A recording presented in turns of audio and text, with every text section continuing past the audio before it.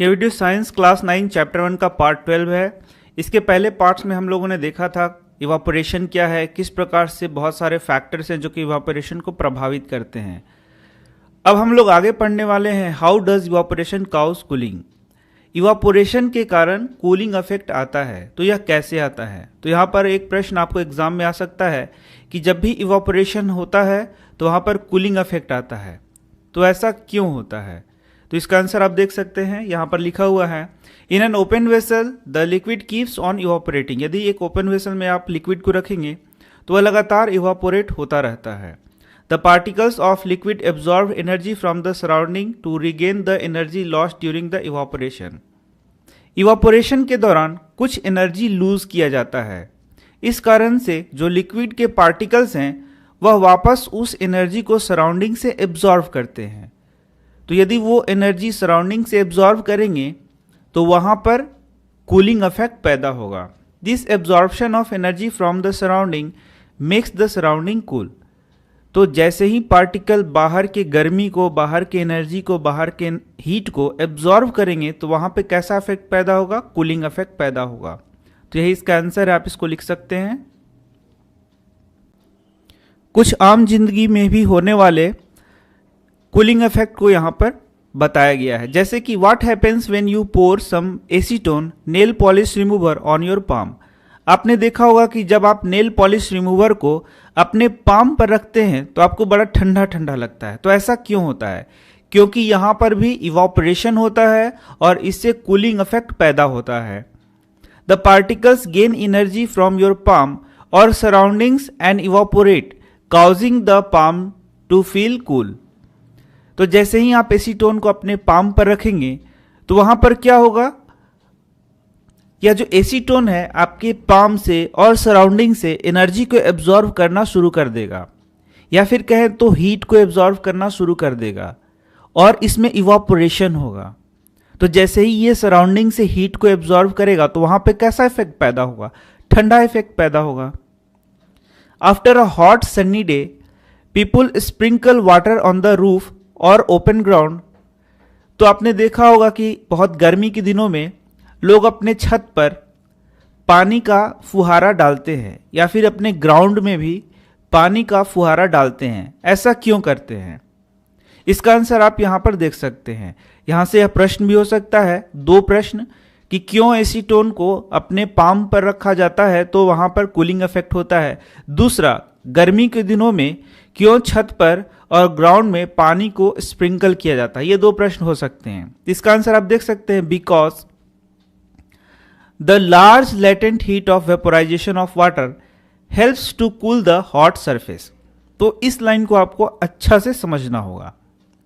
देखिए, सबसे पहले वाटर ले लेंगे, यह है वाटर, और वाटर बोलता है कि इसका latent heat of vaporisation large होता है। तो अब समझेंगे कि वाटर का लेटेंट हीट ऑफ वेपोराइजेशन क्या है। बड़ा ही सिंपल है कि वाटर यदि लिक्विड स्टेट में है, किस स्टेट में है, लिक्विड स्टेट में, तो लिक्विड स्टेट से फिर यह किस स्टेट में जाएगा, वेपर स्टेट में जाएगा। तो लिक्विड स्टेट से यह यदि वेपर स्टेट में जाता है तो लिक्विड स्टेट से वेपर स्टेट में जाने के लिए इसको कुछ एनर्जी चाहिए। लिक्विड स्टेट से वेपर स्टेट में जाने के लिए इसको एनर्जी चाहिए। तो यह एनर्जी कहाँ से आता है? तो जब हम पानी यहाँ स्प्रिंकल कर रहे हैं, ध्यान दीजिएगा, जब पानी को सरफेस पे स्प्रिंकल किया जाता है तो पानी भाप बनता है और वो गर्मी को यहाँ से क्या कर लेगा, एब्जॉर्व कर लेगा। इस सरफेस से हीट को क्या कर लेगा, एब्जॉर्व कर लेगा। इस कारण से यह सरफेस क्या हो जाता है, कूल हो जाता है। तो इस आंसर को आप यहां से लिख सकते हैं, because large latent heat of vaporisation of water helps to cool the hot surface. Hot surface को यह कूल करने में मदद करता है। Can you cite some more examples from daily life where we can feel the effect of cooling due to evaporation. तो evaporation के कारण बहुत सारे ऐसे इफेक्ट हैं जिसके कारण कूलिंग इफेक्ट होता है। यहाँ भी आप देख सकते हैं, कुछ और उदाहरण यहाँ पर दिया गया है। During summer we perspire more because of the mechanism of our body which keeps us cool। गर्मी में आप देखे होंगे कि आपको बहुत पसीना आता है क्योंकि हमारा बॉडी कूल रहना चाहता है। इस कारण से यह बहुत सारा पसीना हमारे बॉडी से बार बार निकालता है। We know that during evaporation, the particles at the surface of the liquid gain energy from the surrounding। तो ये तो हम लोगों ने पढ़ लिया है कि यदि इवापोरेशन होगा, इवापोरेशन में क्या होगा कि वह जो लिक्विड है सराउंडिंग से हीट एनर्जी को एब्जॉर्व करेगा, या फिर बोले तो एनर्जी को एब्जॉर्व करेगा, तो वो जो सराउंडिंग है वहाँ तो कूलिंग इफेक्ट आएगा ही आएगा।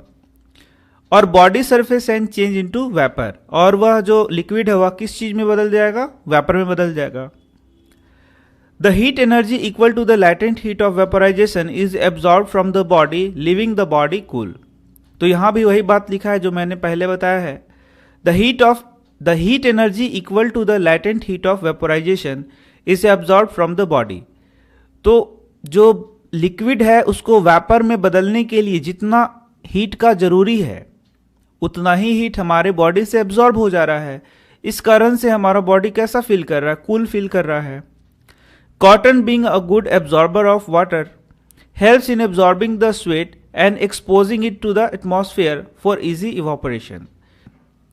कॉटन के कपड़े को गर्मी में पहनना बहुत ही आरामदायक होता है, क्योंकि कॉटन क्या करता है, यह शरीर के पानी को एब्जॉर्ब कर लेता है और जो बाहर का एनवायरनमेंट है वह उसको वहां पर उसका इवापोरेशन हो जाता है, जिस कारण से हमें कूलिंग इफेक्ट का एहसास होता है। यही कारण है कि गर्मी में हम लोग कॉटन क्लॉथ्स पहनते हैं। तो यहाँ से इसका आंसर आप देख सकते हैं, why should we wear cotton clothes in summer, इसका आंसर आप कर सकते हैं। Why do we see water droplets on the outer surface of a glass containing ice cold water. तो आइस कोल्ड वाटर को यदि आप ग्लास में रखे हैं तो आप देखेंगे कि बाहर से कुछ आपको वाटर ड्रॉपलेट्स देखने को मिलेंगे। या फिर सबसे अच्छा है कि एक बॉटल है, प्लास्टिक का बॉटल, उसमें आपने बर्फ यदि जमाया है तो आप उसको यदि छोड़ते हैं कुछ देर के लिए तो देखेंगे कि बाहर बहुत पानी का बूंद आपको देखने को मिलेगा। तो क्या ये पानी के बूंद इस बॉटल से बाहर जा रहे हैं क्या? ऐसा होता है क्या? नहीं, ऐसा तो नहीं होता है। तो यह डायरेक्ट प्रश्न है, इसको भी एग्जाम में पूछा जा सकता है। Let us take some ice cold water in a tumbler. एक ग्लास में आप आइस कोल्ड वाटर ले लें, या फिर जैसा मैंने बताया बोतल में भी ले सकते हैं। Soon we will see water droplets on the outer surface of the tumbler और bottle. The water vapour present in air on coming in contact with the cold glass of water loses energy and gets converted into liquid state which we see as water droplets। तो जैसे ही हवा इस ठंडे बर्तन या फिर बोले ठंडे वेसल के संपर्क में आता है तो वह वाटर वेपर जो है वह वाटर के ड्रॉपलेट्स में परिवर्तित हो जाता है। क्योंकि हम लोगों ने पढ़ा था कि वाटर वेपर को यदि उसको उसमें से हीट निकाल दिया जाए या बोले कि उसको ठंडा कर दिया जाए तो वह क्या बदल जाएगा? वह वाटर ड्रॉपलेट्स में बदल जाएगा। तो वही प्रोसेस यहाँ पे हो रहा है। हवा में मौजूद जो वाटर ड्रॉपलेट्स हैं वह इस ठंडे बर्तन के संपर्क में आकर वाटर ड्रॉपलेट्स में बदल जा रहे हैं। तो यही यहाँ पर लिखा हुआ है। इसका आंसर आप इस प्रकार से कर सकते हैं। इसके बाद बच जाता है हमारा यह येलो बॉक्स, तो इसको हम लोग नेक्स्ट वीडियो में कवर कर लेंगे। मैं छोटे वीडियोस बना रहा हूँ ताकि आपको पढ़ने में परेशानी ना हो। तो मिलते हैं नेक्स्ट वीडियो में। धन्यवाद।